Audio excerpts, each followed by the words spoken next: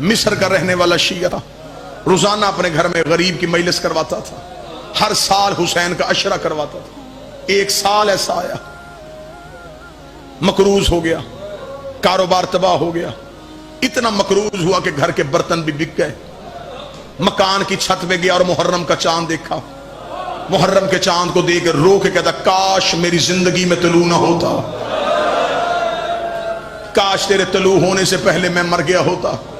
हर साल तू तलू होता, मेरे घर में गरीब की मजलिस होती, तू भी तलू हो गया। मेरे घर में हुसैन की अज़ादारी का इंतजाम भी कोई नहीं। अभी ये चांद से शिकवा कर रहा था, या कांधे पे जौजा का हाथ आया। इसने मुड़ के देखा, पीछे बीवी खड़ी थी। देखे कहती, शर्म कर, मुश्किल वक्त आए तो कीमती चीजें बेचते हैं। इसने पीछे मुड़ के बीवी का चेहरा देखा। इसके ज़हन में ख्याल आया कि जरूर औरतों को जेवर प्यारे होते, इसने कोई ना कोई जेवर छुपा के रखा होगा। मुड़ के देखेंगे, तेरे पास कोई कीमती जेवर है? कहती है। कहता, पहले क्यों नहीं बताया? जल्दी दे, मैं बाजार में जाके बेचूं, हुसैन की अज़ादारी करवाऊं। और जो रोने के लिए आयो। और चलती चलती उस कमरे में आई जहां दो बेटे सो रहे थे। बेटों के सरहाने आके मां चुप करके खड़ी हो गई। शौहर दे के कहने लगा, मैं तेरा मतलब समझा नहीं। कदमों में गिर के कहती, मेरे घर में इनसे कीमती कुछ भी नहीं। जो रोने की नीयत करके आए, मेरे घर में इनसे कीमती कुछ भी। शौहर ने बीवी का चेहरा देखा, क्या मतलब तेरा? रो के कहती, अब बर्दा फरोशों के बाजार जा, जहां गुलाम बेचे जाते, बेटे गुलाम बना के बेचते। शौहर के चेहरे की रंगत तब्दील हुई। बीवी से देख लगा, कभी किसी ने बेटे भी बेचे हैं? कदमों में गिर के कहती, सच बता, तूने मांगे किससे थे? रो के कहने लगा, मदीने वाले हुसैन से।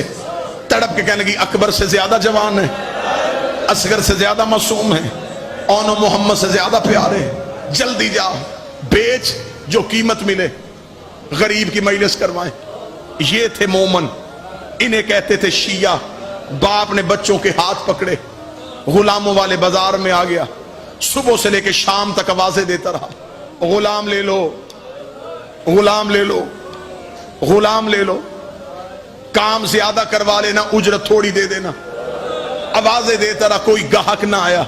शाम को थका हुआ बाप जमीन पे बैठा, बेटों के सर सीने पे रखे, मुंह बकिए की तरफ करके था, बीबी अब मेरा मुकद्दर, मैं तो बेटे भी लेके आ गया था। शहजादी, मुझे लगता तुझे मेरी अज़ादारी कबूल नहीं। अभी ये बातें ही कर रहा था, या बाजार में घोड़े के चलने की आवाज आई, घोड़े के कदमों की आवाज सुनी। इसने सर उठाया, बिल्कुल सर पे घोड़ा सवार खड़ा। घोड़ा सवार की आवाज आई, गुलाम बेचेगा? अब जब पता चल गया ना गाहक आ गया है, अब मुंह से लफ्ज ना अदा हुआ, सिर्फ सर हिलाया, बेचूंगा। घोड़ा सवार की आवाज, कीमत। बदन में कपकपी आई। रो के कहता, कोई कायनात भी देता, मैं बाल भी तोड़ के ना देता।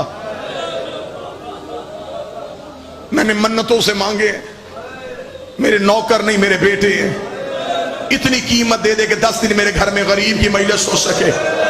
इतना कहना था, या घोड़े सवार की आवाज आई, बेटे मेरे साथ घोड़े पे बिठा। वो मेरे सामने घोड़े के सामने कोच पे दिनार पड़ेंगे, दिनार उठा। इतना कहना था, या बाप चंद कदम पीछे हटा, हट के कहने लगा, इतनी भी अमीरी किया, मैं बेटे बेच रहा हूं, कोई कर्जा तो नहीं ले रहा, तू मुझे कीमत भी उठा के नहीं दे सकता।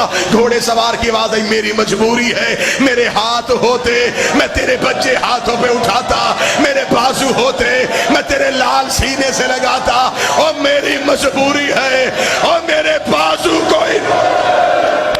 आज रोको, आवाज थोड़ी तेज। मालिक हुसैन ये मातम कबूल करे, रसूल की बेटी इन सीखों को कबूल करे। मेरी मजबूरी है, मेरे बाजू नहीं है। चेहरे पे घोड़े सवार के नकाब था।